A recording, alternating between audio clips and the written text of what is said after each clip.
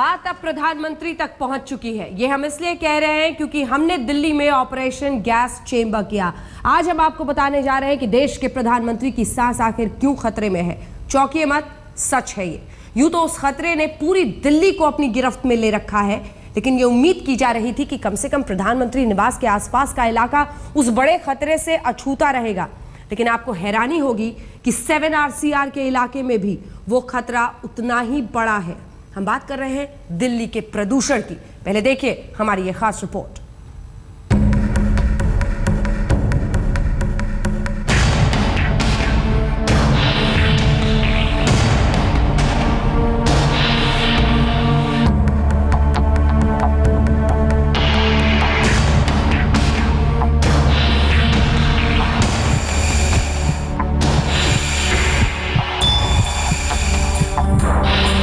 जहरीली हवा दिल्ली का दम निकाल रही है। देश की राजधानी में शायद ही कोई कोना ऐसा है जहां आपके फेफड़ों को साफ हवा मिल सके। इससे कोई मतलब नहीं कि कौन कितने ऊंचे पद पर है और दिल्ली के हाई प्रोफाइल लुटियन जोन में रहता है। यकीन ना हो तो हमारे साथ देश के प्रधानमंत्री के घर के बाहर चलिए। हमारे साथ centre for science and environment यानी CSE के एक्सपर्ट भी हैं और उनके पास है हवा में प्रदूषण मापने वाला मीटर। इस वक्त घड़ी की सुइयां सुबह के करीब 9:30 बजा रही हैं। प्रदूषण में हमारी सीरीज में हम पहुंच गए हैं प्रधानमंत्री के घर के बाहर, ये बताने के लिए कि चाहे देश की सर्वोच्च कुर्सी पर बैठा देश का प्रधानमंत्री हो या फिर कोई आम आदमी, दिल्ली की आबो हवा कितनी खतरनाक हो चुकी है। हमारे पास है ये मशीन और पलाश हमारे साथ हैं जो कि रिसर्चर है CSE के। ये हमें बताएंगे कि प्रदूषण का स्तर देश के प्रधानमंत्री के घर के बाहर कितना है। अब आप दिल थाम कर बैठिए क्योंकि प्रधानमंत्री के घर के बाहर जब प्रदूषण मापने वाला मीटर ऑन होगा तो आप हैरान रह जाएंगे। आइए देखते हैं कि 7 रेस कोर्स के बाहर क्या है हवा का हाल। ये बहुत महत्वपूर्ण जगह है पलाश, जहाँ इस वक्त हम खड़े हैं प्रधानमंत्री के घर के बाहर। क्या कह रहा है प्रदूषण की मशीन, क्या कह रही है? जी, यहाँ पर भी प्रदूषण आप देख रहे हैं 1800 और 2000 के बीच में है। ये बढ़ता चला जा रहा है और ये बढ़ता चला जा रहा है 2.11, 2.14, यानी अगर इसको 1000 में देखें तो 2000 के ऊपर जा रहा है पलाश। जी जी, खतरनाक स्तर 60 है सामान्य स्तर।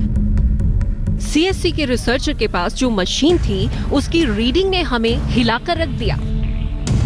मशीन के आंकड़ों के मुताबिक सुबह के करीब 9:30 बजे प्रधानमंत्री के घर के बाहर पार्टिकुलेट मैटर यानी PM 2.5 की मात्रा 2000 माइक्रोग्राम प्रति क्यूबिक मीटर के ऊपर थी, जबकि दिल्ली में सिर्फ 60 माइक्रोग्राम प्रति क्यूबिक मीटर को एकदम साफ हवा माना जाता है। अगर हवा में पार्टिकुलेट मैटर 2.5 की मात्रा 60 से लेकर 150 माइक्रोग्राम प्रति क्यूबिक मीटर तक हो तो भी ज्यादा खतरे की बात नहीं होती।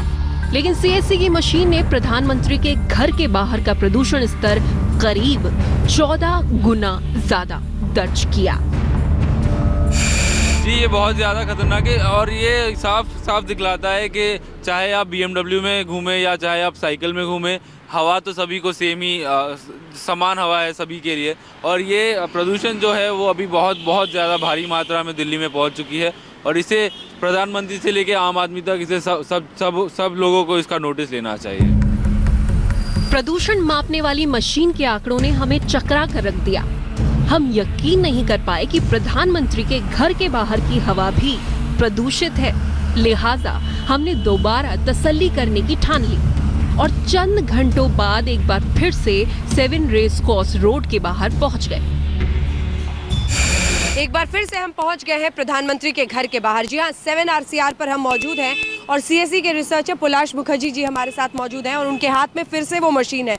इस वक्त ये मशीन क्या रीडिंग दिखा रही है पलाश? इस वक्त ये 600 और 700 के बीच में दे रही है रीडिंग्स। तो ये तो सुबह से बिल्कुल ही अचानक डिप है। जी सुबह में हमने रीडिंग्स देखी थी इस जगह पर 2-3 मिनट के लिए बिटवीन 2200 एंड 2400 थे रीडिंग्स। तो अभी 600 और 700 के बीच में है। जैसे मैंने आपको बताया था, सुबह के टाइम में सबसे बुरा रहता है पोल्यूशन का स्तर। एक बार फिर CSE की मशीन ने दिखाया कि प्रधानमंत्री के घर के बाहर की हवा वाकई जहरीली है और सांस के जरिए वो जहर प्रधानमंत्री के फेफड़े तक भी पहुंच रहा है, लेकिन अब भी यकीन करना मुश्किल था। लिहाजा हमने 7 रेस कोर्स के आसपास के इलाकों में भी हवा में प्रदूषण का स्तर चेक किया। 5 मिनट और बीत चुके हैं और अब हम 7 RCR के इस गेट के सामने आ चुके हैं। जी हाँ, प्रधानमंत्री निवास के पिछले गेट से अब हम इस वाले गेट में आ गए हैं और यहाँ पर से ही एंट्री होती है। तो यहाँ पर भी एक बार जरा मेजर कर ले कि पोलाश की ये मशीन क्या कह रही है। पोलाश क्या कह रही है मशीन की? तो जैसे हमने रीडिंग की थी, ये 600 और 700 के बीच में रीडिंग आ रहे हैं। सो रीडिंग्स हैव मोर और लेस स्टेबलाइज। हमारे जो ट्रेंड्स होते हैं हम देखते हैं कि दिन के स्टार्टिंग में अर्ली मॉर्निंग्स बहुत हाई लेवल्स होते हैं और फिर दिन के दौरान वो दोपहर के टाइम में सबसे कम हो जाते हैं और फिर वापस बढ़ जाते हैं रात आते आते। तो अभी हम देख रहे हैं लेवल्स 600 से 700 से बीच में है, सो 10 से 12 गुना है। 7 RCR के बिल्कुल दूसरे हिस्से में हम आ गए हैं और यहाँ पर अब पोलाश हमें बताएंगे कि मशीन क्या कह रही है। यहाँ पे लेवल्स कुछ थोड़े हायर दिखा रहे हैं। 700 हम जब उस गेट पे थे तो वहाँ से थोड़ा सा लेवल ज्यादा है। 700 से 750 के बीच में आ रहा है। बट यहाँ आप देख रहे हैं कि यहाँ पे भी बहुत गाड़ियों की तादाद बहुत ज़्यादा है। So we can see that levels continuously modify हो रहे हैं, एक्सपोजर लेवल्स। अब आप यकीन करें या ना करें, लेकिन ये हकीकत है कि देश के प्रधानमंत्री को भी साफ हवा नहीं मिल रही है। खतरनाक है, भयावह स्तर है और एक बार फिर शाम के इस पहर में वही सवाल कि प्रदूषण का स्तर अगर देश की राजधानी दिल्ली में प्रधानमंत्री घर के निवास के बाहर इतना भयावह है तो क्या कोई सुन रहा है? इन्हीं सवालों के साथ आइए इस कार्यक्रम को अब आगे ले जाते हैं। कई खास मेहमान हमारे साथ इस पूरी चर्चा में जुड़ रहे हैं। केंद्रीय पर्यावरण मंत्री प्रकाश जावड़ेकर जी हमारे साथ जुड़ गए हैं। सुनीता नारायण जी जो कि डायरेक्टर है CSE की, वो हमारे साथ जुड़ गई हैं। पोलाश मुखर्जी जो लगातार इस सफर पर हमारे साथ थे दिल्ली के कोने कोने में, वो हमारे साथ है। खास मेहमान डॉक्टर M वली। क्या हो सकता है इस पार्टिकुलेट मैटर 2.5 के पहुंच इस तरह से बेहिसाब बढ़ने का, ये वो हमें बताएंगे। लेकिन सबसे पहले प्रकाश जावड़ेकर जी आपका रुख करते हुए, प्रधानमंत्री आवास के घर के बाहर हम गए, जबरदस्त भयावह परिस्थिति है वहां पर। पार्टिकुलेट मैटर सुबह में तो स्मॉग की वजह से लगभग 40% ज्यादा था, 40 गुना कह लीजिए। शाम में भी हमने किया 10 गुना 4 गुना ज्यादा था। सवाल हमारा आपसे यह है कि राजधानी की हालत साहब लगातार खराब हो रही है। क्या आप मानते हैं सरकार पूरी तरह से नाकाम हो गई है? नहीं, आपको पता है कि दिल्ली में 19 जगह, क्योंकि बहुत सारे समाचार पत्र अभी भी दुर्भाग्य से एक विदेशी एम्बेसी के एक स्टेशन के डाटा से दिल्ली के प्रदूषण की बात करते हैं।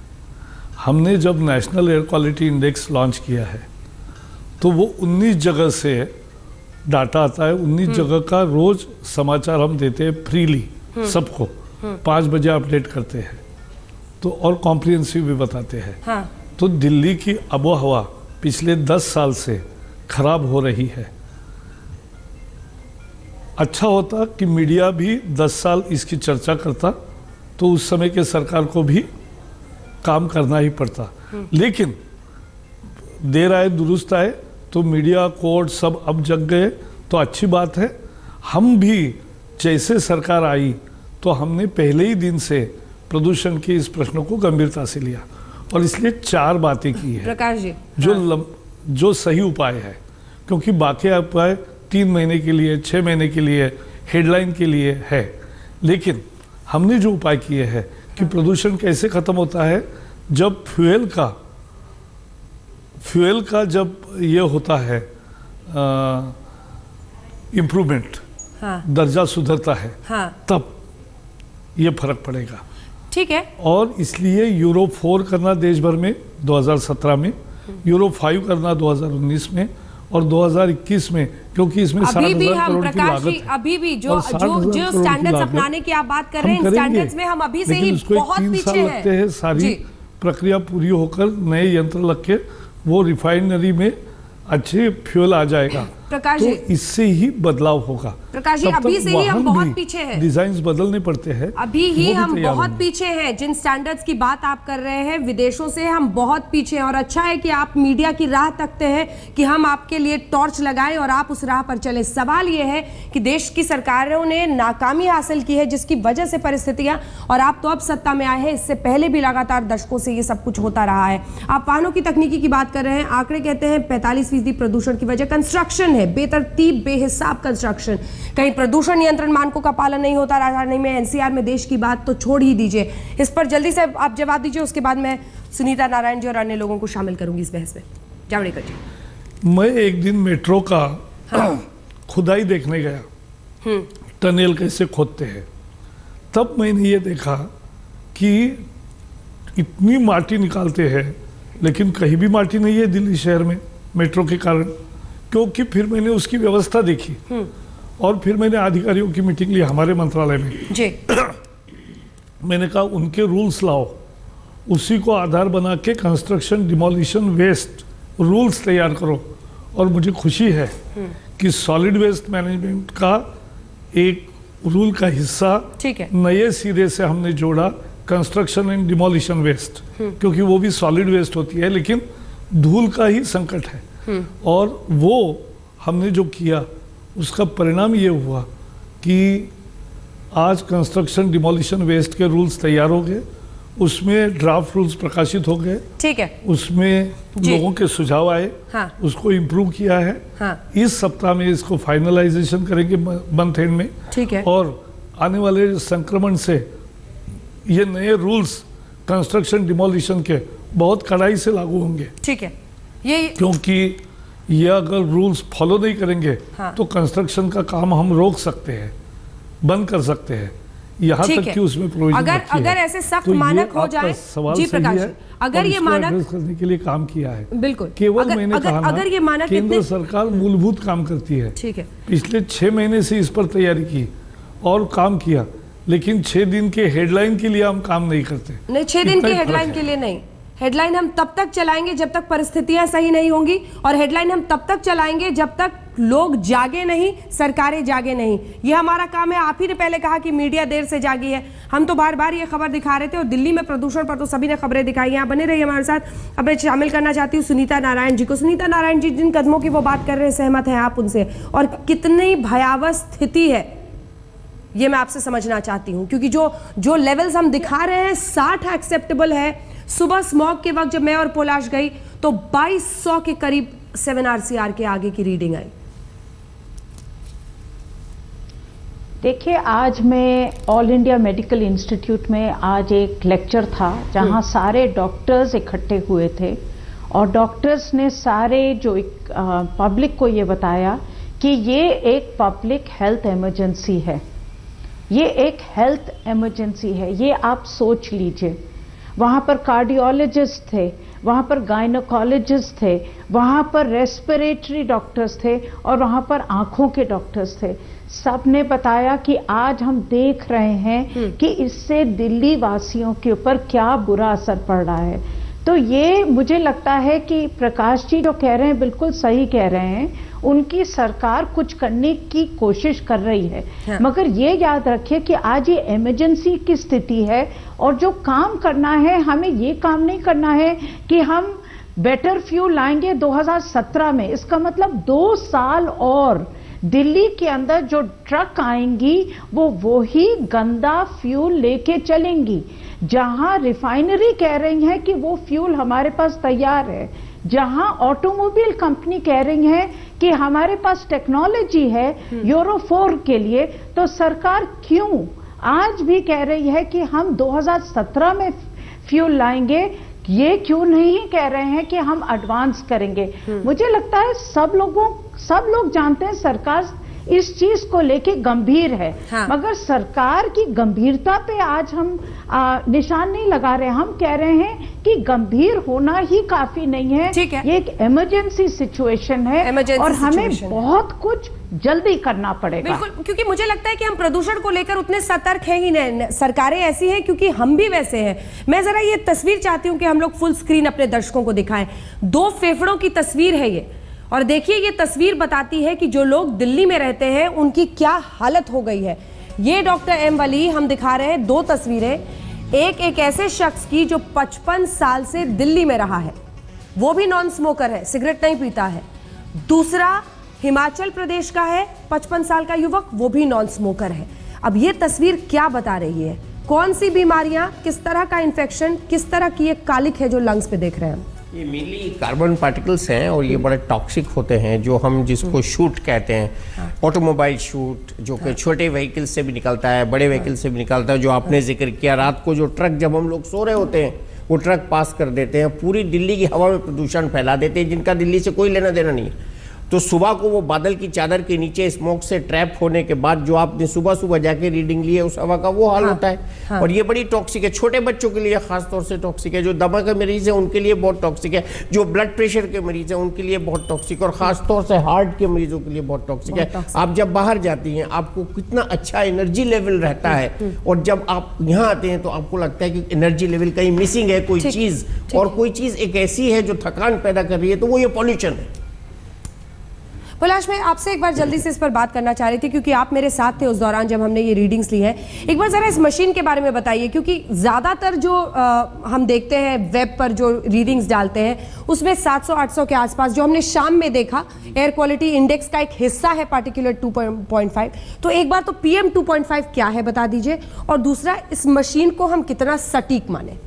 जी, जो जैसे सर ने कहा, ये PM 2.5 बहुत ही छोटे छोटे पार्टिकल्स होते हैं। जैसे मैंने आपको सुबह भी कहा था, हमारे ह्यूमन हेयर जो होता है, हमारा बाल जो होता है, उसका विड्थ होता है 70 माइक्रोन, 70 माइक्रोन, और ये हम 2.5 माइक्रोन्स की बात कर रहे हैं, मतलब उससे बहुत बहुत छोटा, मतलब 30वां हिस्सा या फिर उससे भी कम। ठीक है जी। इतना बारीक पार्टिकल्स की हम बात कर रहे हैं, इतने हल्के हैं, इतने छोटे हैं, जहां गए जम गए। जी, तो ये जब हम सांस लेते हैं ये हमें दिखाई भी नहीं देते, जब हम सांस लेते हैं ये हम अंदर फेफड़े तक चले जाते हैं, और जैसे हमने अभी फोटोज भी देखे, ये हमारे लंग कैपेसिटी को ओवर टाइम कम कर देते हैं। तो ये जो हमारा मशीन था वो एक एक्सपोजर मॉनिटरिंग मशीन था। दो टाइप के मशीन होते हैं, एक्सपोजर और एम्बिएंट। जो CPCB और DPCC जैसे जो हम इंटरनेट पे देखते हैं या फिर न्यूज़पेपर में अखबार में जो छपता है, वो होता है एम्बिएंट मॉनिटरिंग, जो एक बड़े एरिया के लिए मॉनिटर करता है। वो पोर्टेबल नहीं होता, आप लेकर कहीं नहीं जा सकते, और उसको जमीन से 10 मीटर की ऊंचाई पर लगाया जाता है। ठीक है, और ये जो मशीन हम लेकर गए थे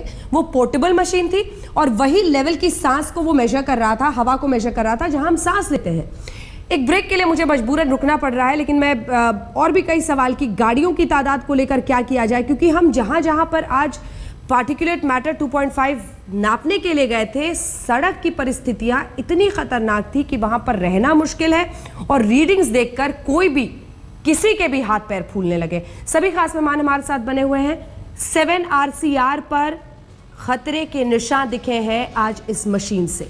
अब सवाल एक बार फिर जो हम सुबह से पूछ रहे हैं, और कहा कि किस तरह की आबो हवा में हम और आप जी रहे हैं, लेकिन ये खतरा प्रधानमंत्री आवास के घर के बाहर भी है। ये बार बार हम सिर्फ इसलिए बोल रहे हैं कि ताकतवर और रसूखदार आप लाख हों, लेकिन इन सब के बीच उसी हवा में सांस लेनी पड़ेगी जिसमें रेड़ी पटरी वाला या फिर रिक्शा वाला चलता है, और इसीलिए खतरा जो है वो आपको इस आबो हवा से है, उसको पहचानने की जरूरत है। हमारे साथ प्रकाश जावड़ेकर जी लगातार बने हुए हैं। सड़कों पर वाहनों की तादाद में कैसे कमी आएगी, क्योंकि NGT ने आदेश दिया है कि डीजल SUV गाड़ियों का रजिस्ट्रेशन रोका गया, तो क्या इतने मात्रा से ही प्रदूषण की समस्या हल हो जाएगी? कुछ डीजल कार्स को, चंद डीजल कार्स को जो 2000 सीसी से ऊपर हैं या इतने पुराने हैं, उनको हटा देने से? नहीं, डीजल जब सुधरता है, यूरो 6 पे जाएगा, तो फिर डीजल और पेट्रोल में कोई फर्क नहीं रहता, प्रदूषण होता ही नहीं।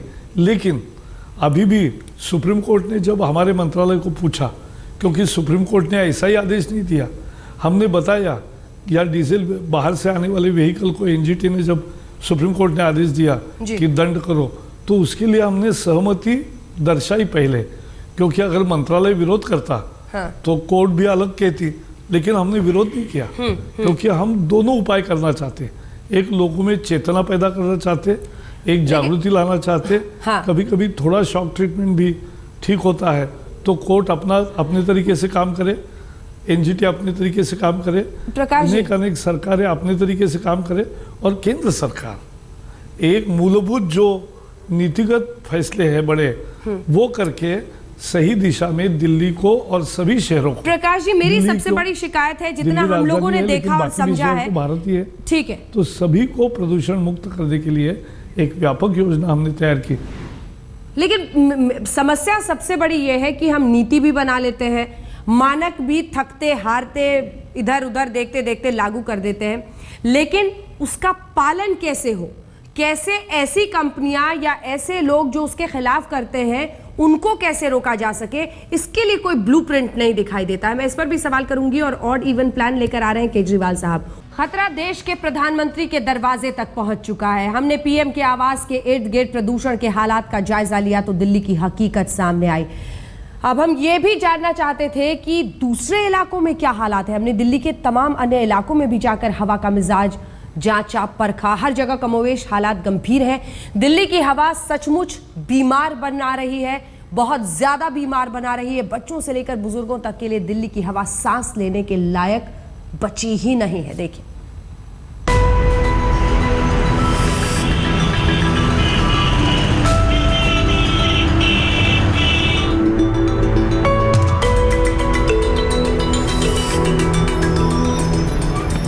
अब हम दिल्ली के मयूर विहार इलाके में पहुंच गए। रेसिडेंशियल इलाका है, भारी तादाद में लोग यहाँ पर रहते हैं, रिहायशी इलाका है।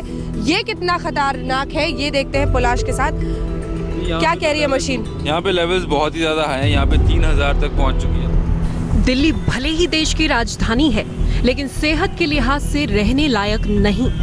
वीआईपी इलाकों में भी हवा हर रोज जहरीली हो रही है और जिंदगी दांव पर है। चलिए 10 सालों तक देश की सत्ता का केंद्र रहे 10 जनपद के बाहर चलते हैं और डस्ट ट्रैकर मशीन से प्रदूषण का स्तर जानने की कोशिश करते हैं। और अब हम मौजूद हैं इसी दिल्ली में कांग्रेस अध्यक्ष सोनिया गांधी के घर के बाहर। आपको आइए अब बताते हैं यहाँ पर पार्टिकुलेट मैटर 2.5 का लेवल आखिर क्या है। प्रदूषण का स्तर हमने आपको 7 RCR का दिखाया, तो जो पावरफुल है, जो शक्तिशाली हैं, जो ताकतवर लोग हैं इस देश के, वो कहाँ कहाँ पर रहते हैं और वहाँ पर प्रदूषण का स्तर क्या है। पोलाश हमें बताइए, यहाँ पर आपकी मशीन क्या कह रही है? यहाँ पे 7 रेस कोर्स रोड से हायर लेवल्स हैं। यहाँ पे 750 और 850 के बीच में लेवल्स देख रहे हैं, तो उसके हिसाब से this is still 10 to 14 times the permissible limit, जो कि 60 है। चलिए अब 10 जनपद से इंडिया गेट की ओर बढ़ते हैं। इंडिया गेट दिल्ली की शान, यहाँ पर क्या है रीडिंग? जरा ये पुलाश से पूछते हैं। पुलाश, यहाँ पर इंडिया गेट के पास क्या है रीडिंग? आप देख रहे हैं 1800 से 2000 के बीच में वो रेंज कर रहा है। मतलब 1800 2000 यहाँ पर भी प्रदूषण का स्तर खतरनाक है। जी, 1800 से 2000 के बीच में प्रदूषण का स्तर है। लगातार ट्रैफिक, क्योंकि गोल है एक तरह से, जी। लगातार ट्रैफिक का फ्लो वजह है। ट्रैफिक का फ्लो बहुत ज़्यादा वजह है। ऑल्सो यहाँ पे ओपन स्पेसेस बहुत ज़्यादा है, तो यहाँ पे ठंड सबसे ज़्यादा होती है। अच्छा। तो ठंड की वजह से मैंने आपको जो एक्सप्लेन कर रहा था, जो पोल्यूटेंट्स होते हैं वो ज़मीन के सर पे आ जाते हैं, तो यहाँ पे पोल्यूटेंट्स इसलिए भी ज़्यादा हो सकते हैं। अब उस इलाके में चलते हैं जहां दुनिया के तमाम देशों के दूतावास हैं। लीजिए, हम पहुंच गए चाणक्यपुरी इलाके में। हम खड़े हैं दिल्ली के सबसे पॉश इलाके में। जी हाँ, वो सड़क जिस पर तमाम एम्बसीज हैं, नॉर्वे से लेकर जितनी भी बड़ी एम्बसीज हैं, यूएस एम्बसी, पाकिस्तान एम्बसी, वो सभी इसी इलाके में है। और यहाँ पर प्रदूषण का स्तर क्या है ये पलाश से पूछते हैं। मशीन क्या कह रही है? यहाँ पे 2200 और 2400 के बीच में लेवल्स हैं। चाणक्यपुरी जो है वो बहुत ही ज़्यादा पॉश एरिया है, आप जैसे बात कर रहे हैं। ऐसे काफ़ी रिपोर्ट्स भी आई हैं जो बाहर से डिप्लोमेट्स आते हैं वो दिल्ली नहीं आना चाहते हैं, क्योंकि यहाँ उनके बच्चों को बहुत ज़्यादा जब ओबामा यहाँ आए थे तो कहा गया कि 3 दिन वो यहाँ रह गए हैं, तो 1 दिन 2 दिन रह गए, तो 3 दिन उनकी जिंदगी का कम हो गया, क्योंकि इतनी गंदी हवा में उन्होंने सांस ली। चाणक्यपुरी यानी विदेशी राजनयिकों के इलाके में भी हवा जहरीली है। हवा में प्रदूषण का स्तर इतना कि सेहत के बारे में सोचने को मजबूर होना पड़ेगा। आगे बढ़ते हैं। प्रदूषण की चर्चा के बीच आप सोच रहे होंगे कि दिल्ली के हरे भरे पार्कों में सुबह सुबह टहलने, कसरत करने और प्राणायाम से आपकी सेहत मस्त रहेगी, तो थोड़ा ठहरिए। लोटियन जोन के सबसे वीआईपी पार्क लोधी गार्डन के हवा की हकीकत देख लीजिए। तो लोधी गार्डन, जहाँ पर लोग दिल्ली में पहुँचते हैं सुबह सुबह खुली हवा में अच्छी सांस लेने के लिए, वहाँ पर प्रदूषण का क्या स्तर है? मशीन यहाँ पर क्या कह रही है पलाश? यहाँ पे हम लोग देख रहे हैं कि लेवल्स 1600 और 1800 के बीच में है। इसके कारण ये है कि यहाँ पे डिस्पर्शन इफेक्ट कम होता है। यहाँ पे जो नहीं, लेकिन लोगों का मानना है कि इतने सारे पेड़ पौधे हैं तो यहाँ पर मतलब खुली हवा, अच्छा ऑक्सीजन मिलेगा।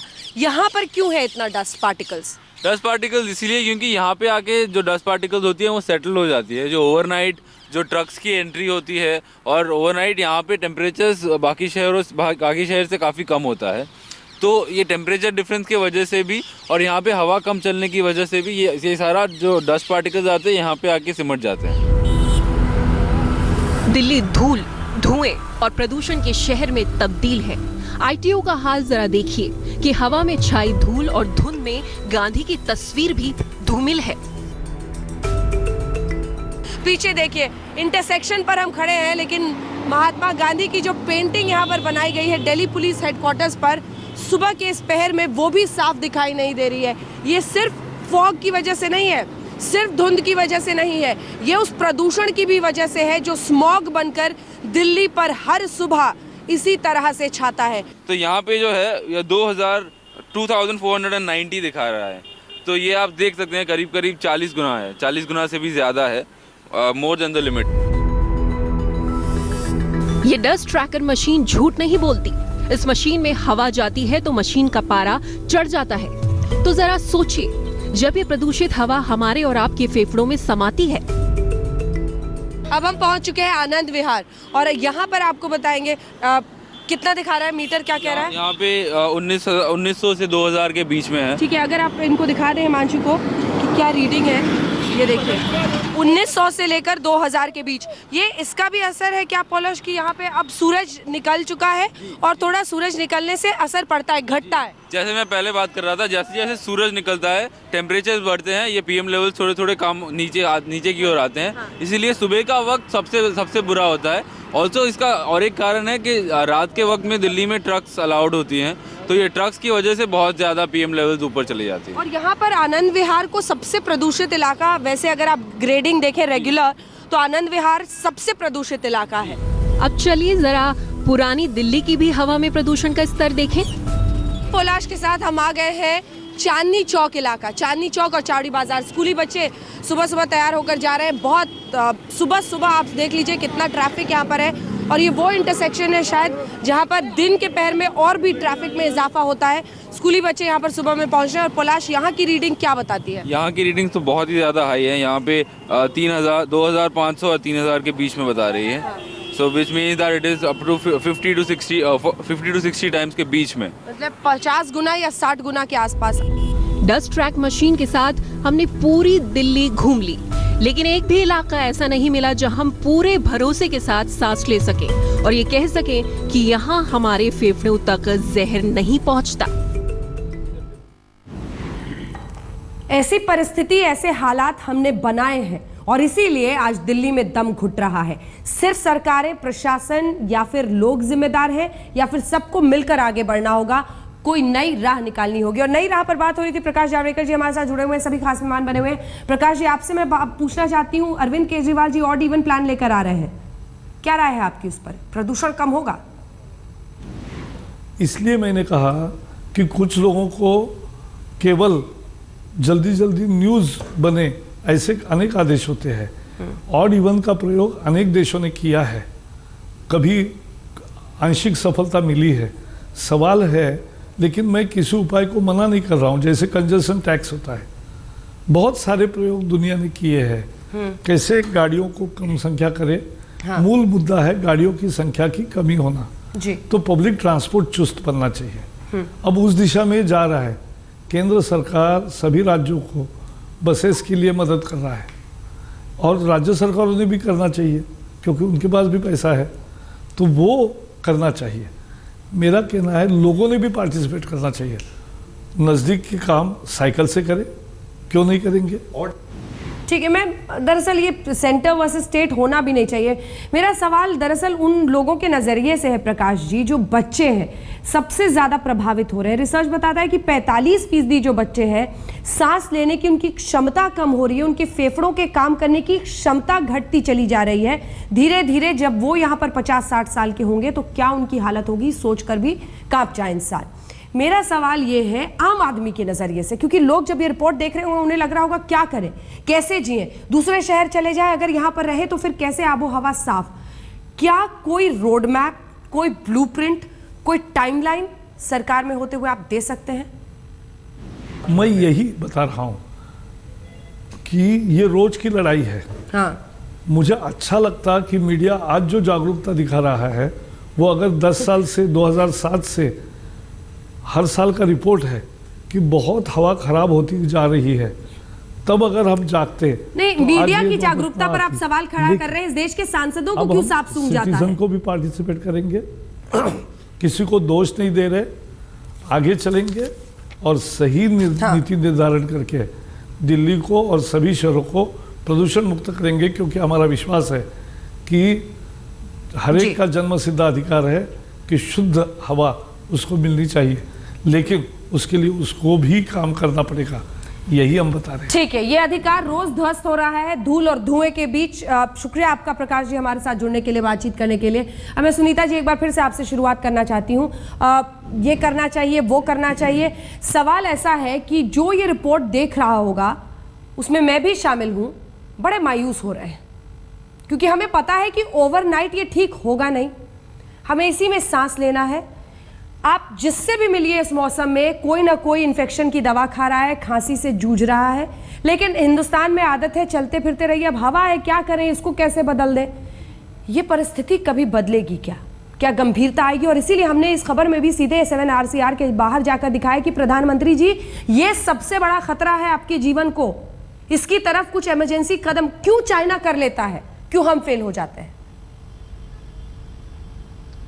नहीं, आपने आज बहुत अच्छा कार्यक्रम किया है। मुझे लगता है ऐसा दबाव हमें बनाना पड़ेगा, क्योंकि मैं अभी भी सरकारों की जो आवाज़ है, सरकारों के जो एक्शंस हैं, उसमें ये इमरजेंसी लेवल का जो एक्शन है वो मैं नहीं देख रही हूँ। उनको आज भी लगता है कि हम प्लान बनाएंगे, लॉन्ग टर्म प्लान होंगे, बसेज आएंगी।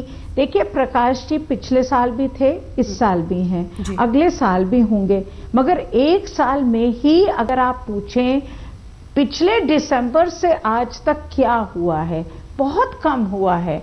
मैं समझती हूँ सरकार भी लाचार है, सरकार भी कोशिश कर रही है, मगर आज जो स्थिति है, मैं बार बार ये शब्द बहुत ध्यान से इस्तेमाल कर रही हूँ, ये एक पब्लिक हेल्थ इमरजेंसी है। अगर पब्लिक हेल्थ इमरजेंसी है तो आपको एक तरफ से शॉर्ट टर्म मेजर शॉक तरीके से इस्तेमाल करने पड़ेंगे। आपको जो फ्यूल है, अगर आप कह रहे हैं 2017 में, तो आपको ये ऐलान करना चाहिए कि मैं कल से फ्यूल लाऊंगा, क्योंकि इससे 80% कम होता है प्रदूषण अगर साफ फ्यूल आएगा और साफ टेक्नोलॉजी आएगी। 2 साल तक क्यों रुके हम? और जो नई टेक्नोलॉजी है, जो ट्रक्स हैं, उनको रोकना पड़ेगा। जहां ऑड एंड इवन का सवाल है, वहां पर सबको जुड़ना पड़ेगा। मगर इसमें मुझे लगता है, जो मेरी आवाज में अगर आप सुन रही हैं, तो आपकी तरह से मुझे एक डेस्परेशन है, मुझे एक ये है कि करो, जल्दी करो, क्योंकि ये बात हाथ से निकलती जा रही है। राजनीतिक इच्छा शक्ति है ही नहीं। कई बार लगता है कि राजनीतिक इच्छा शक्ति पार्टियों में नहीं है, हालात उन्होंने बद से बदतर होने दिए हैं, क्योंकि उन्हें लगता है सख्त कदम हम उठाएंगे तो ऐसा ना हो कि लोगों का रोष हमारी तरफ आ जाए। लेकिन सवाल लोगों की सेहत का है, लोगों में भी जागरूकता होनी होगी। लेकिन कुछ ऐसी चीजें हैं पुलाश, जो मैं आपसे भी पूछना चाहती हूँ। कंस्ट्रक्शन, हमने दिखाया पोल्यूशन की जो वजह है, कहते हैं 45% निर्माण कार्य से है, लगभग 17 से 20% कार से पोल्यूशन है, 7% है घरों से आने वाला प्रदूषण, 17 से 18%, अलग अलग कारण है। ये कार से सड़क पर जो ट्रैफिक है वो 20% है। ये जो कंस्ट्रक्शन से पोल्यूशन है वो ज़्यादा भयावह है। कौन कौन से कहाँ पर ध्यान देने की ज़रूरत है? देखिए, ये इसमें बहुत सारे स्ट्रैटेजी मिलाकर काम करने की आवश्यकता है। ये किसी एक सोल्यूशन से ओवरनाइट सॉल्व नहीं होने वाला। और ये मैं सबसे ज़्यादा ये बात कहना चाहता हूँ कि ये कमांड एंड कंट्रोल अप्रोच से नहीं हो पाएगा। यहाँ पे हम काफ़ी समय समझते हैं कि प्रॉब्लम जो है वो एक्सटर्नली क्रिएट की हुई है और इसका सोल्यूशन भी कोई और लाएगा। मैं तो कह रही हूँ कि सुनीता जी, आधी दिल्ली तो खुदी हुई है, आधी दिल्ली में खुदाई हो रही है, कहीं ना कहीं निर्माण कार्य चल रहा है। इन सरकारों को चिंता नहीं है। उन बच्चों की सोचिए जिनकी जिंदगी सड़क पर बीतती है, उन हॉकर्स की सोचिए जो सड़क पर सुबह से रात कर देते हैं। इतनी भयावह परिस्थिति, आधी दिल्ली खुदी हुई है। सुप्रीम कोर्ट ने अभी आदेश दिए हैं दिल्ली सरकार को कि हर सड़क पे उनको पेविंग करनी पड़ेगी और उनको पूरी तरह से इस चीज का ध्यान देना पड़ेगा। मुझे लगता है हम सुप्रीम कोर्ट ने जो पिछली हियरिंग में बहुत अच्छे डायरेक्शंस दिए हैं सरकारों को, केंद्र सरकार को और दिल्ली सरकार को, अब फोकस होना चाहिए हमारा कि इसका इम्प्लीमेंटेशन हो, इन्फोर्समेंट हो, क्योंकि हमारी सबसे बड़ी कमजोरी है इन्फोर्समेंट। बिल्कुल, यही सवाल भी मैंने उनसे पूछा था। डॉक्टर वली साहब, मैं इस पर आपको अब शामिल करना चाहती हूँ। हालांकि आप हेल्थ के नजरिए से भी बोलिए, लेकिन एक नागरिक के रूप में भी बताइए, ये जो इम्प्लीमेंटेशन है वो कितना, उस पर ध्यान ही नहीं है किसी का, और इसीलिए इस तरह की खतरनाक बीमारियां जो इस वक्त भी हम अपने दर्शकों को दिखा रहे हैं कि रिसर्च ये भी बताती है PM 2.5 बढ़ने से लंग कैंसर के भी केसेस में इजाफा होता है। यूरोप में कई सारे गंभीर रिसर्च इस पर की गई है। दोनों बातों पर आपकी राय वली साहब? देखिए, ये जब तक मैं नहीं चाहूँगा कि मेरे द्वारा प्रदूषण न हो, तो ये किसी भी एजेंसी के लिए, चाहे वो गैर सरकारी हो सरकारी हो, रोकना बहुत मुश्किल हो जाएगा। तो इसमें मैं का मतलब all the agencies which are responsible for pollution, उसमें कंस्ट्रक्शन भी है, ट्रक्स भी है। मैं आपको दो बहुत फाइन पॉइंट यहाँ बताने जा रहा हूँ। पहले मालगाड़ी का किराया कम होता था और ट्रकों का भाड़ा ज़्यादा होता था, तो ज़्यादातर कॉमर्शियल ट्रांसपोर्ट जो था वो गुड्स ट्रेन से होता था, और वो अभी भी आज भी इकोनॉमिकल मेजर है। अगर हम उसके किराए को थोड़ा सब्सिडाइज करें तो ये सड़कों पर जो चलते हुए ट्रक है, ट्रकों को कम करना बहुत जरूरी है। सबसे ज्यादा खतरनाक प्रदूषण उनसे होता है। दूसरा पॉइंट ये है कि जो एक्सपोजर हो रहा है उससे बचा जाए। मसलन सुबह को जो लोग, आपने बच्चों का जिक्र किया, बूढ़ों का जिक्र किया, जो लोग सुबह को इस डेंस पॉल्यूटेड एटमॉस्फेयर में, आपने you have done a great job today, तो आपने घूम के खुद देखा है और आपको लगा होगा कि हम उस वाले एटमॉस्फेयर में अगर एक्सरसाइज करने लग जाएंगे तो वो और काउंटर प्रोडक्टिव हो जाएगा। बचिए, प्रदूषण इतना ज्यादा है इन पार्क्स में कि आपकी सेहत बनेगी नहीं, बिगड़ जाएगी। वक्त हमें इतने की इजाजत देता है। आप सभी का बहुत बहुत शुक्रिया। लेकिन कोशिश और पहल यही है आज तक की कि हम आप तक ये बात पहुंचाएं कि प्रदूषण को रोकना बेहद जरूरी है। खतरनाक स्तर को भी पार करके अब ये जानलेवा स्तर पर पहुंच चुका है।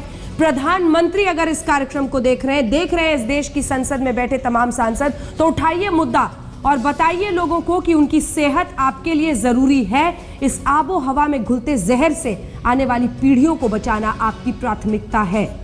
सवाल पूछेंगे हम, कोई सुन रहा है? देखते रहिए आज तक।